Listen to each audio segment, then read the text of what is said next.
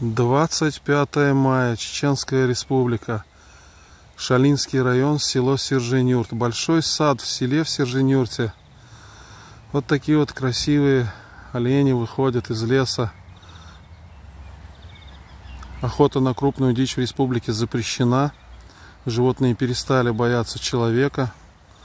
Ну и от хищников прятаться среди людей удобно.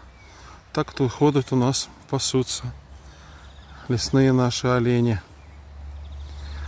Безумно красиво. 25 мая. Предгорье Чеченской Республики, 2022 год. Вот такую вот красоту мы здесь периодически наблюдаем. Вот прям идет и просит хлеба. Потрясающе просто. Шикарно. Насколько животные начинают доверять человеку, если мы их не пытаемся убивать. Вот прямо аж под нос пришел. Но нет, уже все вам отдали, все вам скормили. Ну, здесь им и воды навалом, здесь вон родники, ручьи текут. Здесь травы им навалом, кушать очень много есть.